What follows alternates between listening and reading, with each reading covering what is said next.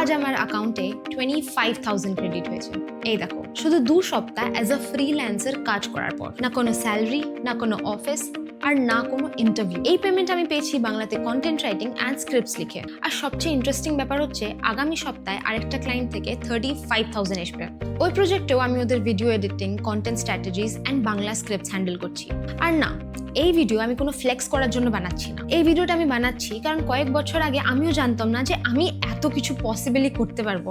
সত্যি বলতে কলেজেও পড়ার সময় আমিও ভাবতাম লাইফের একটাই সিম্পল ফর্মুলা আছে, ডিগ্রি নাও, জব করো, স্যালারি আসবে, ব্যাস।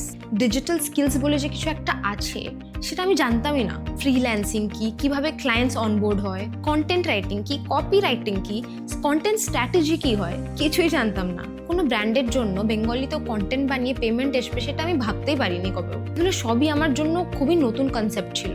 আর হয়তো এই কারণের জন্যও আমি কবে নিজের ক্যাপাবিলিটিসগুলো বুঝে উঠতে পারিনি। আমি বাংলা মিডিয়াম ব্যাকগ্রাউন্ড থেকে এসেছি, দিল্লিতে একা থাকি। কলেজ শেষ হওয়ার পর আমারও ফিউচার নিয়ে খুবই ভয় লাগতো, কিন্তু একটা জিনিস বুঝতে পেরেছিলাম যে ল্যাঙ্গুয়েজ কোনো প্রবলেম না, প্রবলেম ডিগ্রিও ছিল না। প্রবলেম শুধু একটাই ছিল যে মার্কেট কি চায়, সেটাই আমি জানতাম না। যেদিন আমি জানতে পারলাম সেদিন থেকেই আমার ডাইরেকশন পুরোপুরি বদলে গিয়েছে।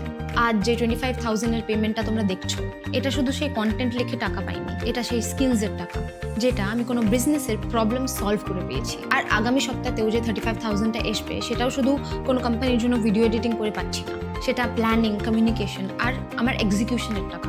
এটার একটা পুরো প্রসেস থাকে। মার্কেট তোমাকে সময়ের টাকা দেয় না, মার্কেট তোমার ভ্যালুর টাকা দেয়। আর তোমার স্কিলস যত ভ্যালুয়েবল হবে, অপরচুনিটিস নিজেই তোমার কাছে আসবে।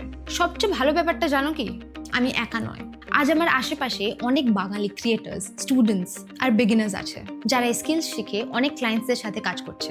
কেউ তার ফার্স্ট ক্লায়েন্ট ক্লোজ করছে, কেউ নিজের বাড়ির খরচা নিজেই চালানো শুরু করছে, কলেজের পাশাপাশি ফ্রিল্যান্সিং করে পয়সা কামাচ্ছে। আর অনেস্টলি এইগুলো দেখে আমার সবচেয়ে বেশি ভালো লাগে, কারণ ছোটবেলা থেকে আমি একটা কথা অনেক শুনেছি, বাংলায় কোনো অপরচুনিটিস নেই।